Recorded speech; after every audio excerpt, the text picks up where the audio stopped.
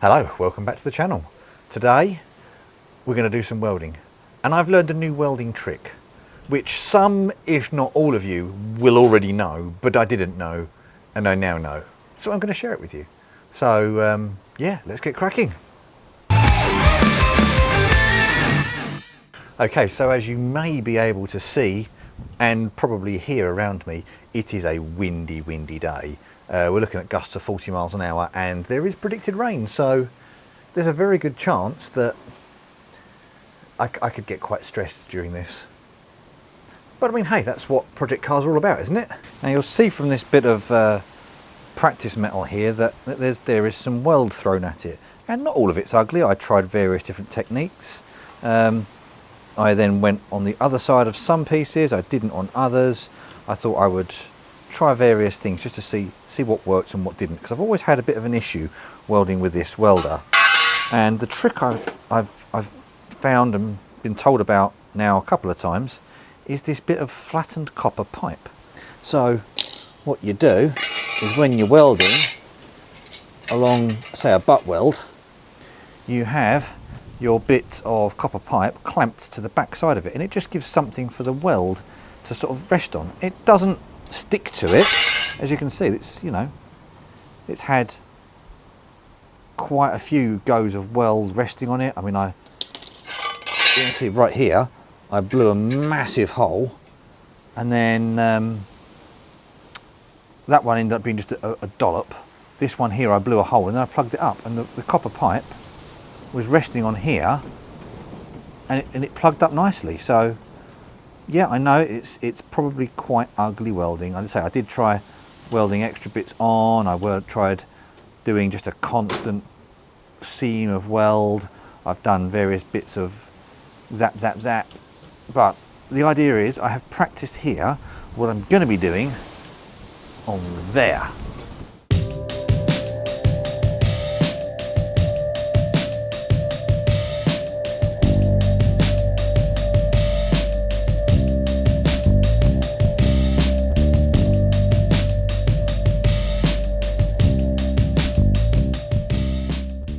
Okay, so here we have the marvellous piece that I created. Now I know there were plenty of people saying, why have you cut this square piece here into two triangles? Why didn't you just try and do it even as just one big long piece? My reason being, it's a compound curve, and I don't have any other kind of metal forming technique experience.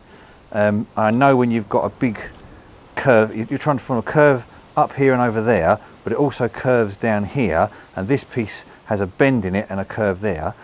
Forming those shapes without the correct tooling is tricky, and what I've done is I've separated it into an upslope, a much simpler, smaller piece. The reason it's a triangle is yeah, I find it a lot easier to shape two triangles than I do one rectangle, because I can bend this one to do that bit there. It's easier to twist it to a point and it stops. I can do the same with this one. I can put that bend in as I have there.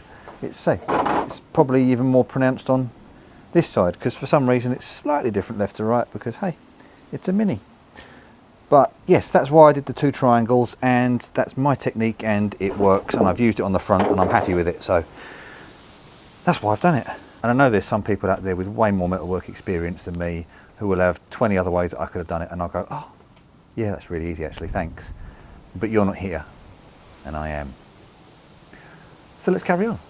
Okay, so the job for today is to run a bead of weld all the way down here, and another one all the way down here. And I want to repeat that on this side, all the way down there, and all the way down there.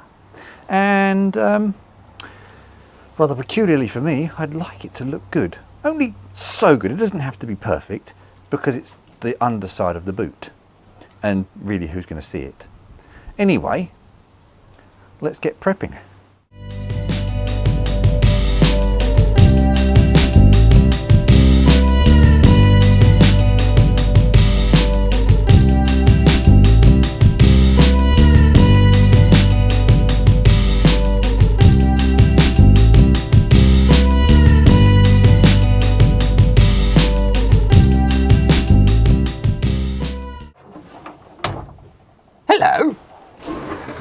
while you're here at this point of the video, I just thought I would say, if you're enjoying this, down there somewhere is a thumbs up thing. So if you could go and press that if you're enjoying it. If there's a thumbs down one, we don't do that one. Just slide on by to another video. Also, up there somewhere is a little sort of eye thing. And I'm going to put in there some other videos that are along the vein of what we're doing here. Maybe the beginning of this stream of projects. So yes, if you're enjoying this content, do that,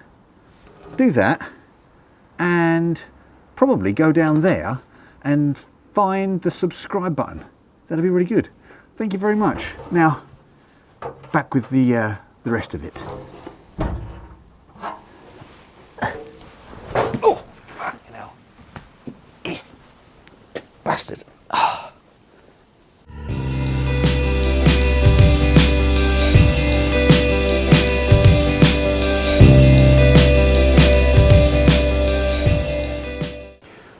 Right, that's ended up being more time-lapse than anything else, mainly because as I was welding up through here and talking about it, the wind knocked something over and the microphone cable came out. So you won't hear what I'm saying, and I've got to here, and actually it turns out there's a bit of a gap behind this bit here, which is why it's blown through.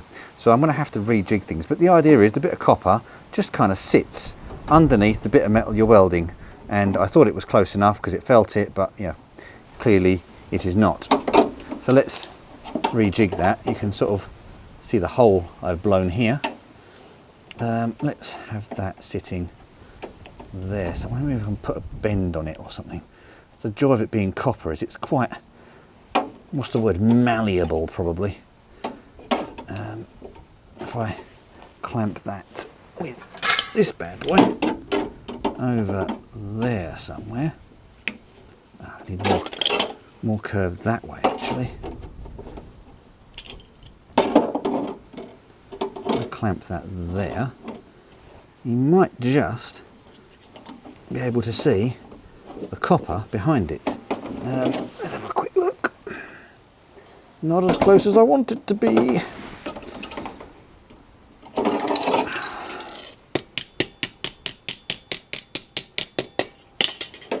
The joy of this technique is it's very me, it's very make it up as you go along.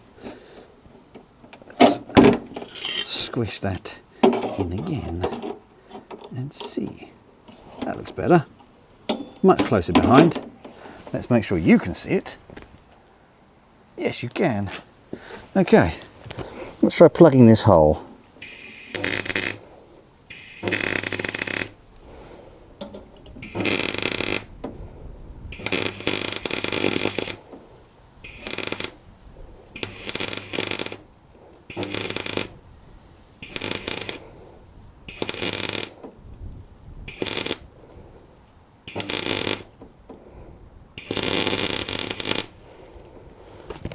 Oh, there we go.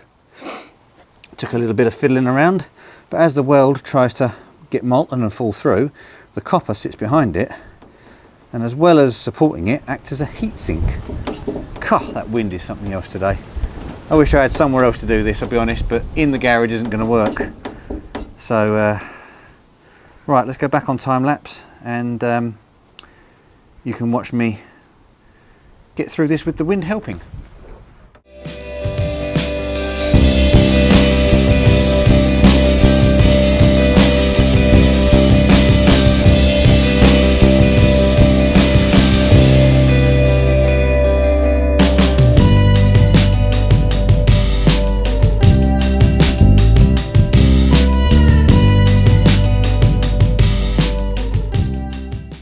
Got to say, I'm loving the finger sander there. Didn't go as smoothly as I hoped. Every time the wind would gust through, you don't really get much warning. All of a sudden, woof, obviously it blows the gas out, blew a hole. So, or it would firework at me. So, not as successful as I was hoping it would be, but nonetheless, it is stuck. So, as you can see, it's actually now flatted down. Actually, it doesn't look too bad. We are good on both sides. It kind of looks good inside. It kind of looks good outside. That's what it needed to do. I nigh on set fire to the fiberglass here. As you can see, the gel coat here has bolted out. So I think that's a lesson learned. I'll get down to it, but not underneath it when I do this side. So I don't know whether to try welding it the other way up. So I'll weld from the top. No, let's not. Let's get this bit done, and then I can spend the rest of the day making it look pretty.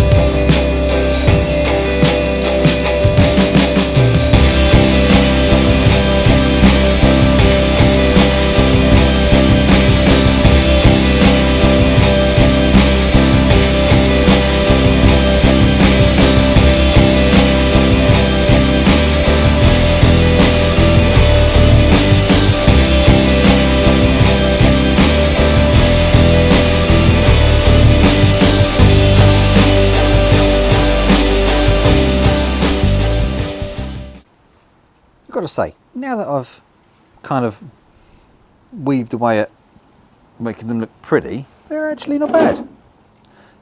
What I found I did differently with this side, I turned the wire speed down a bit, but I noticed as I was getting closer in, the heat from here is already there and the heat from this is building, so you end up getting to a point where you've just got hot metal. I could have probably done with letting it cool down. So I blew some holes this end, but they have been plugged. Kind of looks okay on both sides. Obviously, let's get you a better angle on that so you can go, actually it's not that bad. Well done, Nick, you've done a good job there. Thanks all. So we're up to here, I'm not going to weld this into the car yet. Reason being, with that in place, access to some of these bits here, along there and up there, could be substantially trickier. So I'm going to leave them out, leave the bottom bit here out while I repair them, and then I think it's a last job to put that in and start adding some paint to it. Hold the phone, chill out, just wait a second. I seem to be getting a little bit excited and a little bit carried away. It's late in the evening, the weather's not favourable, it is meant to rain. The wind is not meant to die down just yet, and I'm going off on a tangent about repairing the back of the seat. I haven't even made sure that that boot floor down there even fits. So what I think I'm going to do, I'll make sure it goes in, make sure everything's tickety-boo with that, and then we'll see what the time's like.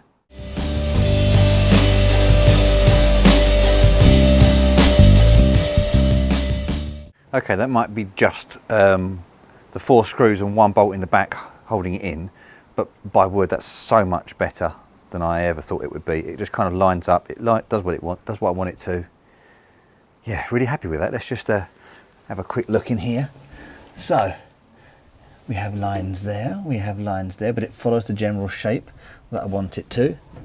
It's strong, even though it's just resting on the sides, which I've only got that one wing nut kind of holding it on. It is actually strong. So by the time I've tacked it along that back edge, it's going to be awesome. I was actually tempted to even potentially put a pen mark on there and cut it and weld to the back of the seat, and like a seam weld all the way along. But that's a decision for after I've repaired the back of the seat. As for underneath, it's all looking exactly how I wanted it to. So I'm really happy with that. I'm going to get a quick huff of some undercoat on here so that it is as protected as it can be and won't go rusty, because I say the rest of it, even with the weather we've had, kind of tiny little bit here where the subframe's been rubbing it, the rest of it's been old tickety-boo. So yes, I'll get some, I've also got to deal with these welds here, but yeah, this weld here, the same one on the other side, and then cutting this panel so it doesn't lip is going to be the final operation before everything then gets welded in. So before I get to them, it is the seat repair, and I'm feeling spots of rain, so I feel like I've possibly done enough today. Get the paint in, call it a day, and I'll see you again on the next one. Thanks for watching.